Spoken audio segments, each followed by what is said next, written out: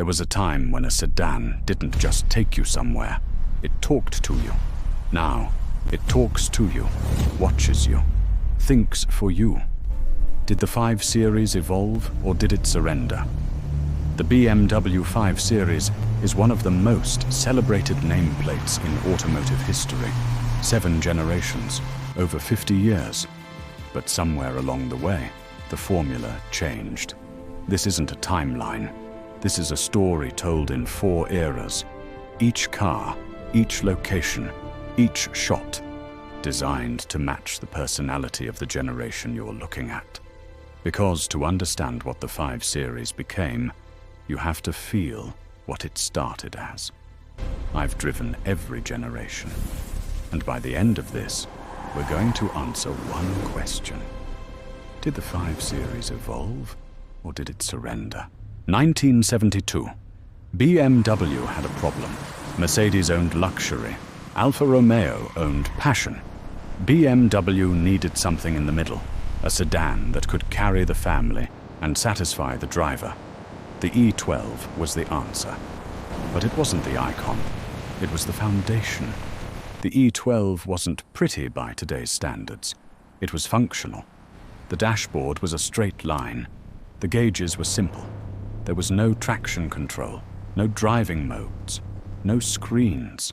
What it had was balance, 50-50 weight distribution, a rear-wheel drive chassis, and a willingness to let you make mistakes. In the E12, you weren't a passenger. You were a co-pilot. And if you didn't know what you were doing, the car let you know immediately. Oversteer was a lesson, not a liability. The clutch had weight. The steering had feel. Every input had a consequence. That wasn't a flaw. It was the point. The E12 taught you how to drive, not by holding your hand, by demanding you pay attention. 1981. The E28 arrived. And this is where the 5 Series found its identity. It was still analog, still mechanical. But now, it had personality. The E28 was the first to get the M badge, the M535i, and with it came a philosophy that would define BMW for decades. A sedan that could out-handle sports cars. The E28 wasn't just a car you drove, it was a car you learned. Every shift, every steering input, every throttle application was a conversation between you and the machine. You could feel the rear axle loading up in a corner. You could hear the intake note change as the cam profile shifted. You weren't operating a vehicle. You were dancing with a partner that responded to your every move. The formative era gave us the blueprint. These cars weren't fast by modern standards. They weren't luxurious, but they offered something that's becoming increasingly rare. Honesty. You knew exactly what the car was doing at every moment.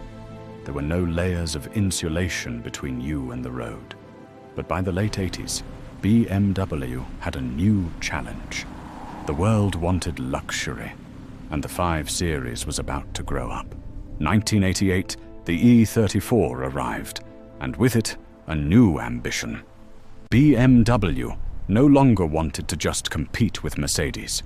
They wanted to redefine what a luxury sedan could be. The E34 was the car that proved the 5 Series could do everything. 4 doors, a wagon option, all-wheel drive for the first time, and under the hood, engines that ranged from efficient diesels to the screaming 6-cylinder in the M5. But here's what made the E34 special. It didn't lose the connection. You still felt the road. The steering was still hydraulic. The chassis still communicated. It just civilized the experience. It was the car that said, you can have luxury and driver engagement. You don't have to choose. 1996, the E39, widely considered the greatest 5 Series ever made. And it's not hard to understand why.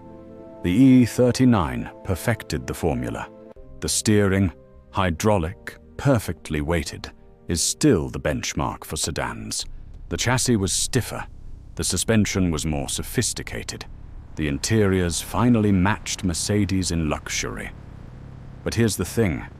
The E39 was the last 5 Series, designed before BMW started thinking about efficiency and safety regulations as primary constraints.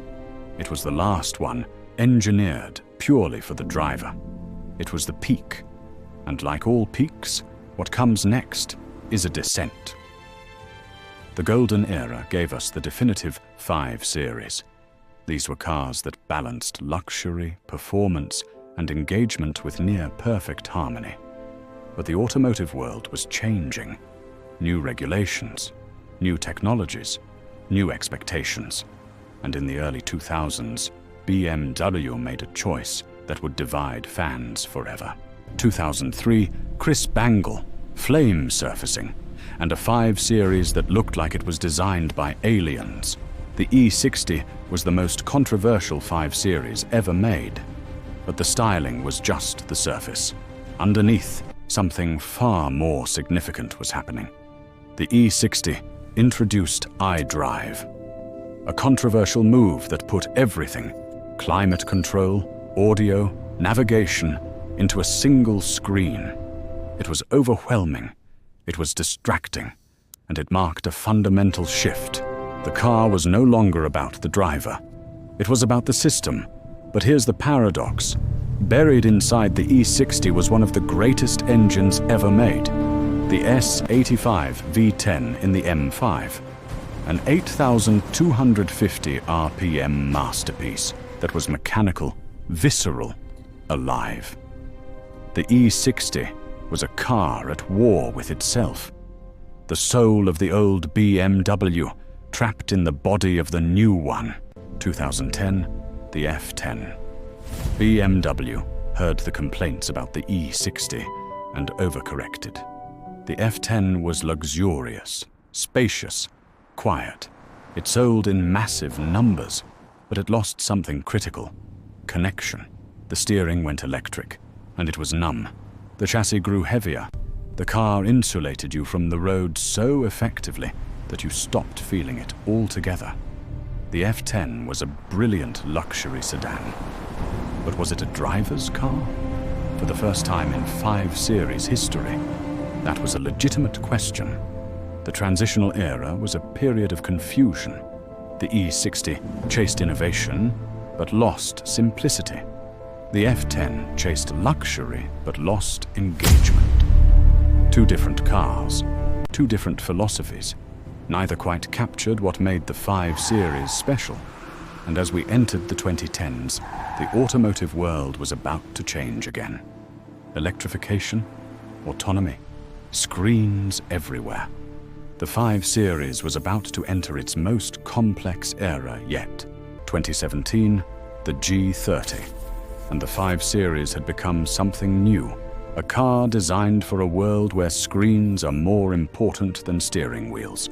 The G30 was brilliant by every measurable metric, faster than any 5 Series before it, safer, more efficient.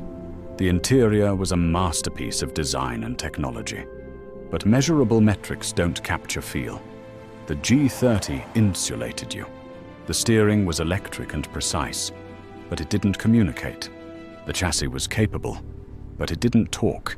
The car could drive itself on the highway, which was impressive, but it also meant you stopped participating. The G30 asked a question BMW had never really asked before. What happens to a driver's car when the driver stops driving? 2024, the G60.